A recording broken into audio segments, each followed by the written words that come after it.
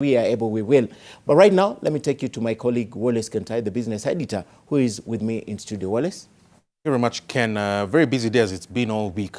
It's been a very busy week, and it's about to get busier because tomorrow is the big day. That's the day the budget statement is going to be read by the Cabinet Secretary for Finance or the Treasury, that is Henry Rotich, telling us how the government is going to be spending our money. You probably already know that by now because all these estimates have been tabled. But more importantly is where this money is going to be coming from. And this is all about taxation. It's all about how to raise revenues for the government. All through this week, we have been speaking to a panel of experts from RSM and we want to continue with that conversation now. Budget analysis in association with RSM.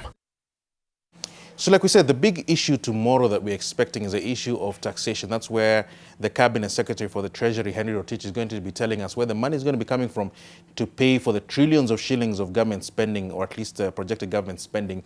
And it's a big issue because all this money eventually comes from you and I. If you think about it, the taxes that you pay on your income, the taxes that companies pay, which eventually they pass them on to the consumers by way of prices, all comes down to you and me. So we are paying for these trillions of shillings worth of government spending. And maybe that's a good place to bring in my guests. Familiar, they were here yesterday. Starting with you, Ashifia Mzee, so we have to give you due respect as our grand old man. But on a serious note, companies sometimes must be looking at these budget speeches with trepidation, thinking we're going to get hammered yet again. The government has got an increased spending appetite. Counties have got increased spending appetites. You have been telling us for the past couple of days about how the issue of debt repayment is going to be coming up. There's also interest to be paid. I think you spoke about a figure about 20%. All this stuff has to come from someone. The easiest person to reach is a company that comes and says, here is our profit, so here are the taxes you're paying to the government. Is it a companies looking forward to the budget? I would answer it slightly differently. I think the Cabinet Secretary himself has said that we are not going to increase taxes. And the tax revenue that is coming up is going to be from the growth in the economy. My own sense is that we will not see an increase in the rate of corporation tax or personal tax. But I also don't see that we are going to adjust any of the reliefs that are given to employees. So despite the fact that we have inflation of 5 or 10%, it took nearly 15, 20 years to adjust the last relief in the last budget. So what is happening is that in Kenya, you start getting taxed at the highest level as an individual when your income is only 36,000 shillings. Okay, and that's a very low level of income when you look at the inflation. So the issue is that while we don't expect any change in tax rates, we are already taxed at a very high level, at the highest level at a very low level of income. And that's something that, if you look at other countries, okay, probably the first $1,000 or $2,000 of your income, so 100 to 200,000 shillings per year, though. Per annum, per month. Per month. Is what is taxed at the higher level. Okay, and you're given enough relief. So the first, 30, 40,000 shillings of income is not taxed. And the reason is that you need that much income to make a basic living. But I find it slightly problematic for you to tell us, in as much as these promises have been made by the Cabinet Secretary, by the Principal Secretary as well, I think earlier this week, that they don't expect that taxes will go up. There is a square to be circled, right? There's a huge appetite by the government to spend. And this is not even counting waste and corruption and everything, just sheer stuff that they say they have to do. And you and I are demanding every single day for more and more and more government services. These services are getting more expensive. We have borrowed a great deal of money and we need to repay it. How is it possible for someone to sit there with a straight face and say, we're not going to increase tax rates, we're not going to increase the rate of taxation? Plus, like we were saying, I think it was yesterday, you have a huge amount of people in the formal employment who have been laid off.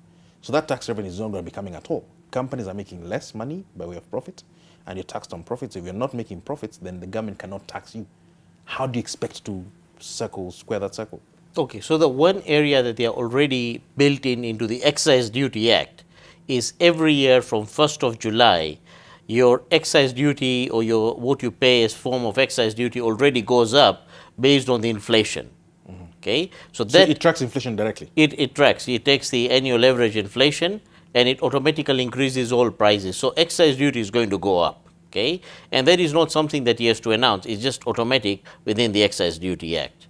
VAT rate, I personally don't think that there is an appetite to increase it. The reason that, because the taxes are not increasing, okay, what is happening is that our borrowing is increasing. So that's how our budget is being financed. And as I said yesterday, because our borrowing is increasing and majority of the borrowing, if you look at it, the foreign borrowing less the repayment is nearly coming to a nil situation. But if you look at the local borrowing, it is every year going up by 250 to 350 billion. Okay, and what is happening is that the government is now competing with the private sector for borrowed money, and when government is paying anywhere between 8 to 10%, 11% on treasury bills, and probably 12.5, 13.5 on treasury bonds tax free, some of the infrastructure bonds are tax free, you're actually crowding out the SME from borrowing. Okay. So where will growth come from? I tend to be insistent on that fact because every single thing that the government is doing is predicated on the economy growing. So we'll have a growing economy, corporations will make more money, there'll be more people in employment who can pay taxes. But if you're saying this is actually being squeezed, companies live on credit, don't they? So my own sense is, I find that the 6% projected growth for 2016, 2017 and 2017, 2018 is on the higher side. It's unrealistic. It's not realistic. I think it's not realistic. In fact, my own sense is that if we remove the infrastructure spending and we look at the real growth in the economy, okay, because SGR and other things are adding to this, to our total growth. And if you remove that component of growth and we really look at the real growth, I personally think it's going to be 3 to 4%. Sachin, you work directly with companies. Yes. They're your clients, they're the people you sit across the table from every day, except when you're sitting across the table from me. And they must be telling you certain things. I'm not asking you to reveal any secrets, corporate secrets, but surely there must be some sort of sentiment that they're expressing with regard to the growth of the economy and with regards to tomorrow's budget. What are they saying? Well, okay, maybe we should take a step back and accept some cross-cutting issues across various sectors. They've always said that they're facing a cash crunch in the economy. Obviously, this is corporations. This is corporations. They're facing a cash crunch. And that's actually stifling them from being able to expand further. Okay? So that's one of the second thing, we're noticing that many of them are complaining about dumping of products, imported products in our market, making them less competitive. So regionally, they're complaining about dumping of the imported products, and their exported products are becoming an issue. So they're not very competitive in the market at the moment. Now, obviously, we don't have numbers to verify this. Like I said, this is just what they've been talking about. And power outages is another issue. Although the government has spread forward, has invested in increasing the power capacity, they're still complaining about power outages. It's something that we need to address.